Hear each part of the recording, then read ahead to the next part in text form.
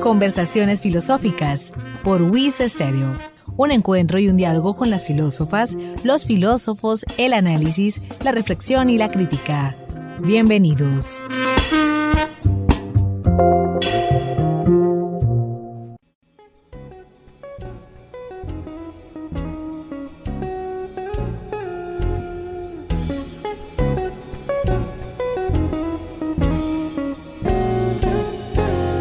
Amables oyentes, bienvenidos a Conversaciones Filosóficas desde la Escuela de Filosofía de la Universidad Industrial de Santander, un espacio de encuentro, de análisis y de diálogo, con las filósofas, los filósofos, la reflexión y la crítica.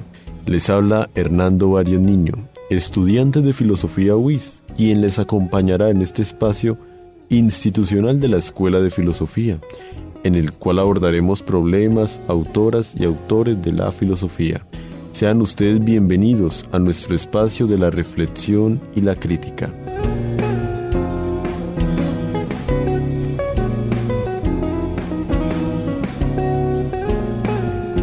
En el programa de hoy nos acompañará nada más ni nada menos que Franz Flores, quien es un verdadero guardián de la selva, veterinario de selva, cineasta y fotógrafo.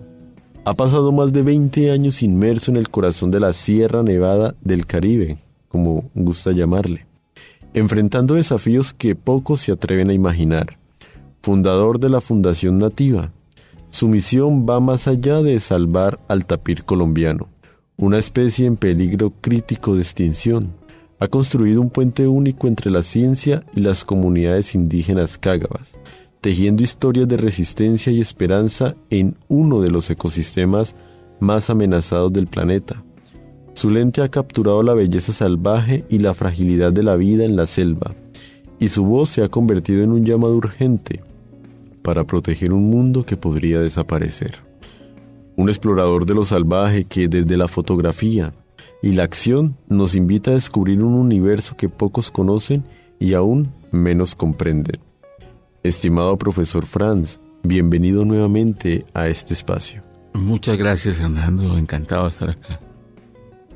De verdad, ya luego de todas estas reflexiones que se generaron en emisiones anteriores respecto a la filosofía de la selva y, bueno, el papel inclusive de la selva en el conflicto armado y cómo la búsqueda, ¿no?, de la danta desemboca tantas experiencias que han forjado todo el bagaje que tienes actualmente y bueno, y conservas y nos compartes.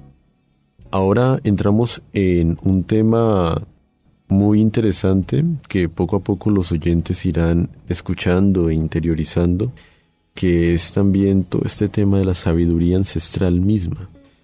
Y para abrir este programa desearía que comenzáramos con el siguiente fragmento y que nos expliques de a qué pertenece y a qué hace alusión. En 2023, Alemania devolvió 2 máscaras Kaga Kogi a la Sierra Nevada de Santa Marta, después de más de 100 años. Un testimonio Kogi dado desde las alturas de la Sierra Nevada revela cómo se produjo la apropiación de las máscaras y sus consecuencias. Desde entonces, y por primera vez, las danzas, máscaras y atuendos Kogi son presenciados por una nueva generación, demostrando que sus rituales originales no han sido olvidados, a pesar de las transgresiones coloniales. Los Kogis han mantenido su integridad y su profundo conocimiento de la naturaleza. Entienden claramente con humildad que los humanos no son ni serán nunca los dueños del mundo. ¿Qué nos quiere decir este fragmento y de dónde sale? Bueno, esto corresponde a la sinopsis de un documental que pude realizar. Tuve la fortuna de registrar, de vivir una evidencia inédita en el contexto de los 5 siglos que han pasado desde la llegada de Occidente al continente. Entonces, esta historia empieza por su propia esencia, en el sentido de que en una ocasión unos Kogi con un colombiano muy muy desconocido, que él se llamaba Gentil Cruz, colombiano que trabajaba en la sierra con los Kogi y logró llegar a Francia para pedir ayuda para detener las fumigaciones de glifosato en la sierra, y los Kogis allí hablaban de la necesidad de unas plumas. Una mujer francesa escuchó esto y entonces lo tomó en serio y fue a buscar plumas en los zoológicos y ninguno pues le puso atención. Sin embargo, uno en Bordeaux le dijo, bueno, pues voy a hablar con los cuidadores de los flamencos y de las guacamayas y de las especies de América, y que cuando barran recojan las plumas de las mudas, y cuando usted viene y las recoge, y así lo hizo. Y por 10 años ella hizo esto. Llegaba a la región de La Guajira, en Dibuya, en Río Ancho, y ahí era mi locación, y entonces así mismo se las entregaba a los mamas y ellos se las llevaban para arriba y tal. Hasta que en una ocasión un mama de oscuridad, o sea, un intelectual de ellos, me invitó. Él, como ellos no hablan castellano, pero por su traductor me dijo que quería que yo subiera para que viera para qué las plumas y que iba a hacer baile de oro. ¿Cómo así? En el siguiente viaje de Tiffany Nicoló, que ya era es la francesa que trae las plumas desde Francia para entregarse a los Kogi, pues llegó con un viaje de plumas y nos fuimos para una región que se llama Calavangaka, que es un templo ancestral. Y frente a esa situación de la entrega de las plumas, llegamos a la presencia de un evento trascendental para ellos mismos, porque era la primera vez que se mostraban con máscara y con piezas de oro prehispánicas que nunca fueron robadas por los españoles y que Colombia desconoce, y que fue una invitación del Mama Namsico. Entonces, esta historia de las máscaras cobró fuerza, y allí esta máscara logra personificar las deidades que para esta cultura son las gobernantes de lo material en el planeta y en el universo. Y allí empieza el tema de máscara para mí como un veterinario de selva. Y esta confianza construida por tanto tiempo, estar al lado de ellos, disfrutando de la selva y disfrutando de sus parajes, de padeciendo las enfermedades, de padeciendo las carencias, las agresiones, y de ser un símbolo de todo lo negativo para ellos como occidental. Pero el tiempo ayuda a que se construya confianza, y eso pues me permitió estar ahí en un momento trascendente para ellos, porque por primera vez lo hacían aún para sus propios pares, mamas o jefes de otros sitios a los cuales ya toda esa cultura material fue saqueada.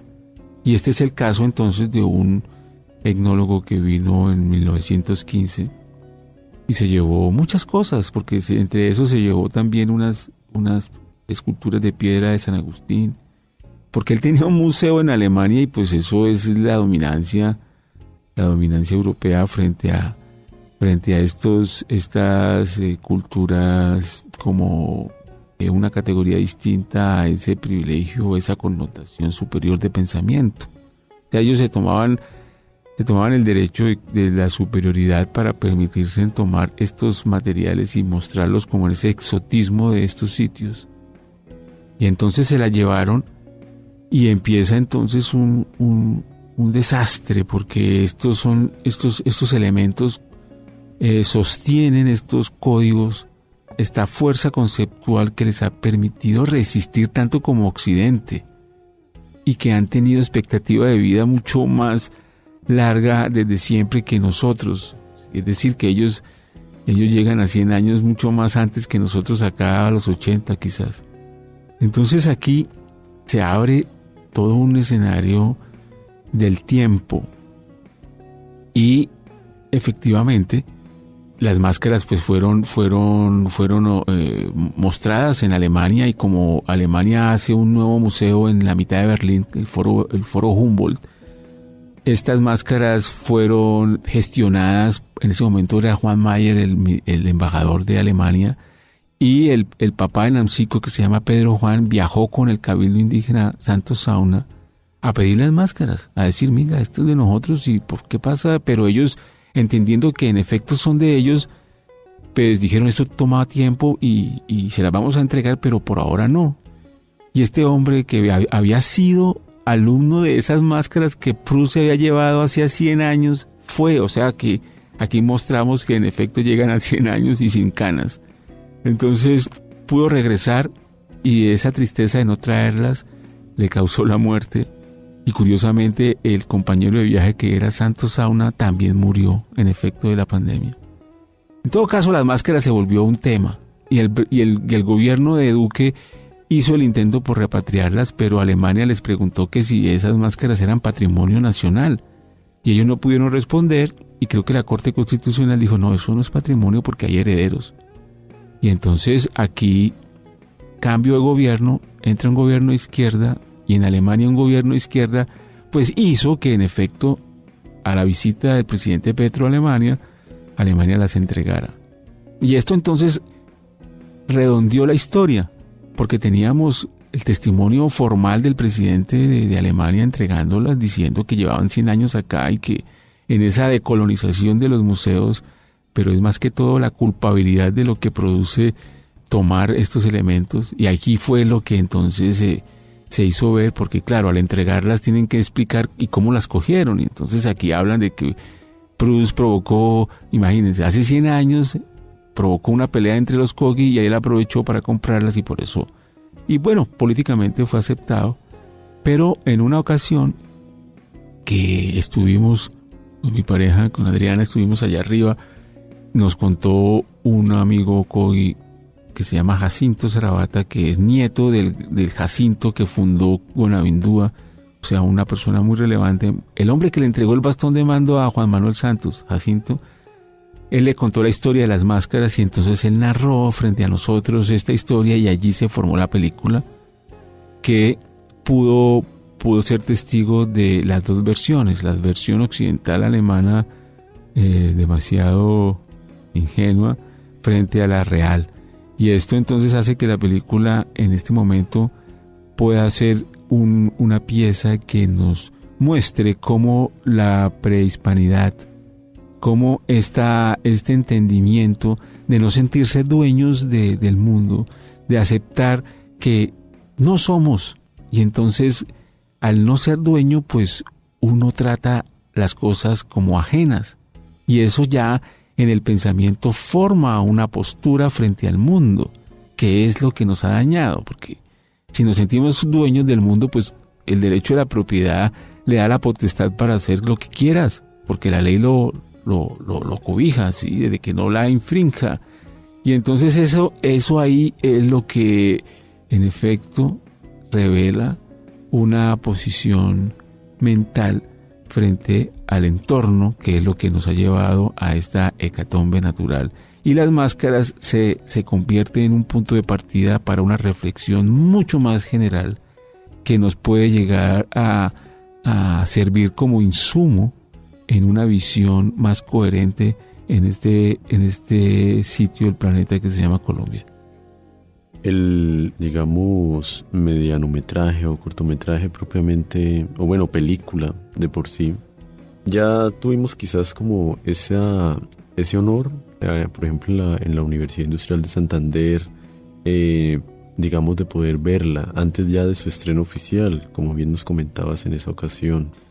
De ese documental, y con toda la historia que nos has venido comentando y la reflexión misma que se ha generado, antes de entrar pues en una pausa, ¿qué podrías dejarnos como cuestión al pensamiento antes de o como pregunta? Bueno, aquí lo contundente de esta película es descubrir el sentido o el rol o el significado del oro para el ser humano. Ya regresamos.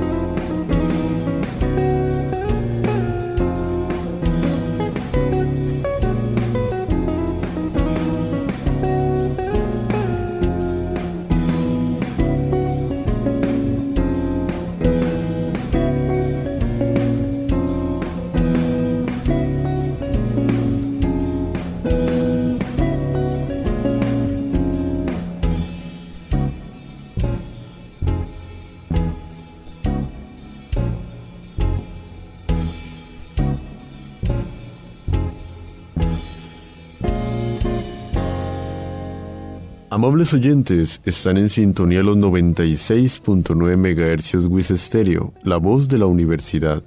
En este su espacio, Conversaciones Filosóficas desde la Escuela de Filosofía WIS. En el programa de hoy, ESUAMA, la devolución de las máscaras como acto de resistencia cultural. Estimado profesor Franz, para contextualizar quizás en este tiempo que nos queda, ¿qué significa ESUAMA? ESUAMA es el nombre de una construcción particular, muy especial, que es mucho más grande que todas las otras casas y que tiene una proyección en su cúspide como una antena que mantiene una conexión con el cosmos. Y estos sitios han sido construidos desde el principio de la historia de estas comunidades y corresponde al recinto donde se mantienen la cultura material de justamente de ellos. ¿Qué es la cultura material? Entonces, máscaras, plumas, bastones, tambores, flautas, oro, y allí es donde es el recinto de los intelectuales, los que por medio de la oralidad mantienen ese hilo de la historia que no han roto. Y de ahí, ¿cuál es quizás, digamos, el significado de las máscaras como tal? O sea, ya nos dijiste la historia más o menos de cómo pararon en Berlín y cómo regresaron, pero desde la cosmovisión del pueblo Kagaba, ¿cómo entender esas máscaras? Esas máscaras representan a los gobernantes, representan las entidades superiores. Entonces, la humildad de la sociedad Kagaba por rendir a lo que ha sostenido y a lo que han hecho.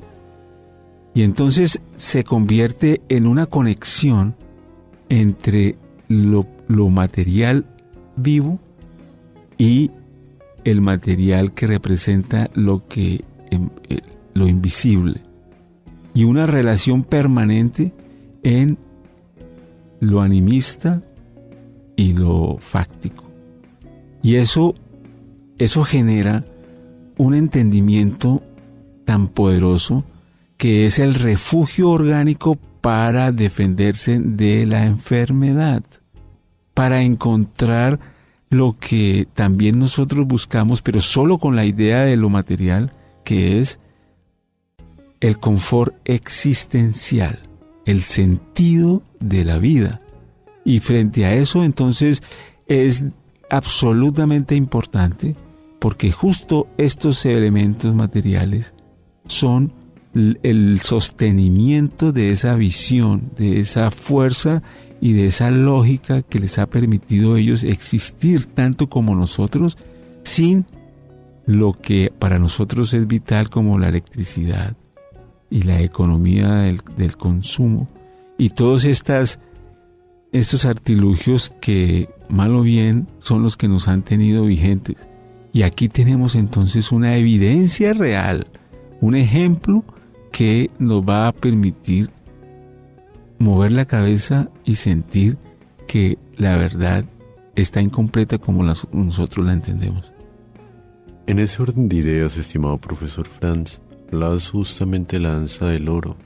¿Cómo entender entonces el oro en la comunidad cágaba? Desde siempre se supo que el oro tiene un significado distinto, pero llevamos con los mamas que saben de eso visitando el Museo del Oro y ellos asumiendo que ese oro pues está ahí mejor porque pues imagínense.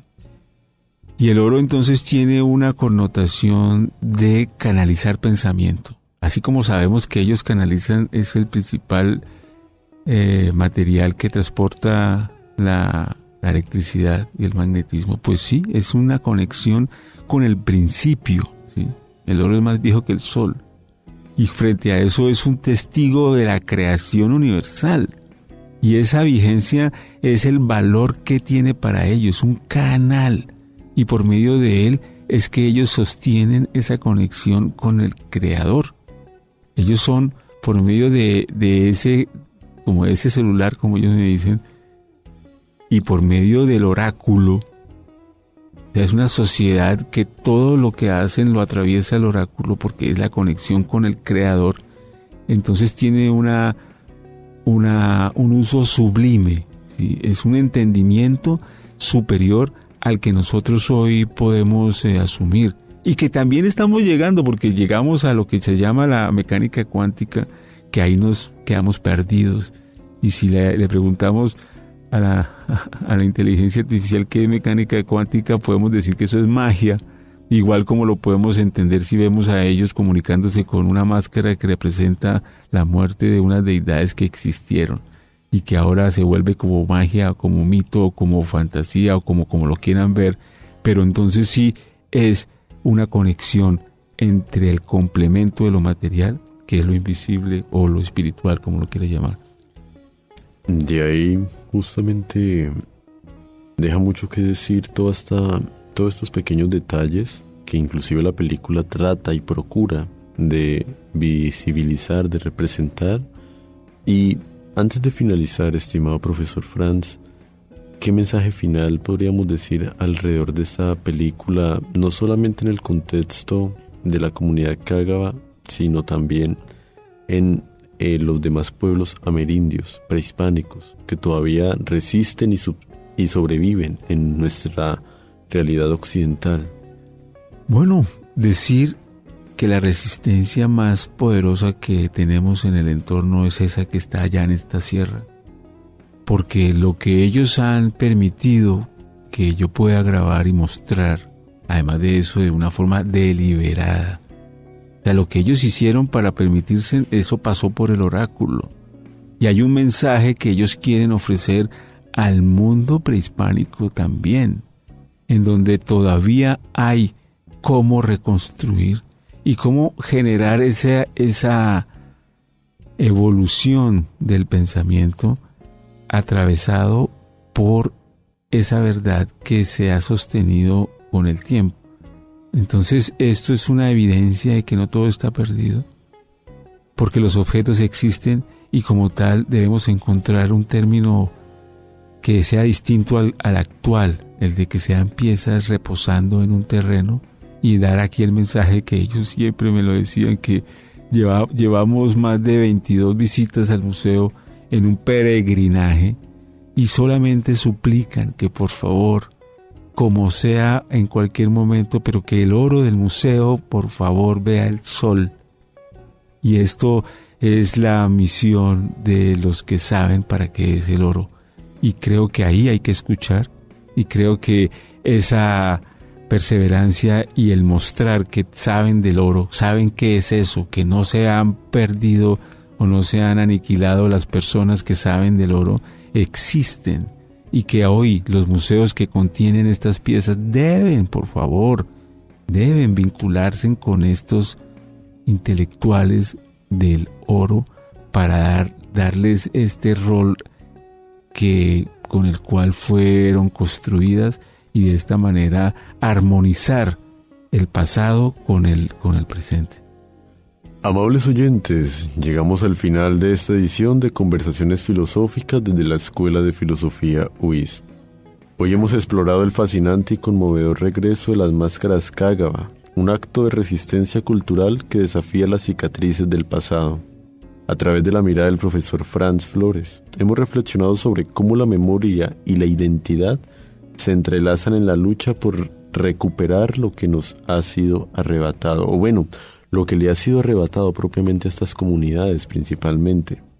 Sin embargo, la pregunta persiste: ¿podrá esta nueva generación de Cágaba realmente revivir sus tradiciones en un mundo que continuamente busca despojarles de su esencia? Agradecemos al profesor Flores por sus valiosos aportes y su compromiso con la cultura ancestral. Bueno, yo diría que lo han logrado por 5 siglos y eso es una muestra de toda su valentía y que debemos rodear esa resistencia. Los invitamos a seguir cuestionando y reflexionando sobre nuestro papel en la preservación de la diversidad cultural. Gracias por su sintonía. Nos encontraremos en una nueva edición del programa institucional de la Escuela de Filosofía UIS. Con ustedes hasta este momento les acompañó Hernando Arias Niño.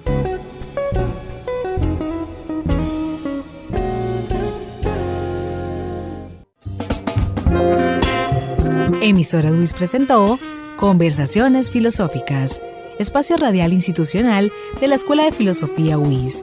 Sintonícenos todos los lunes a las 11:30 am en los 96.9 MHz, UIS Estéreo, la voz de la universidad.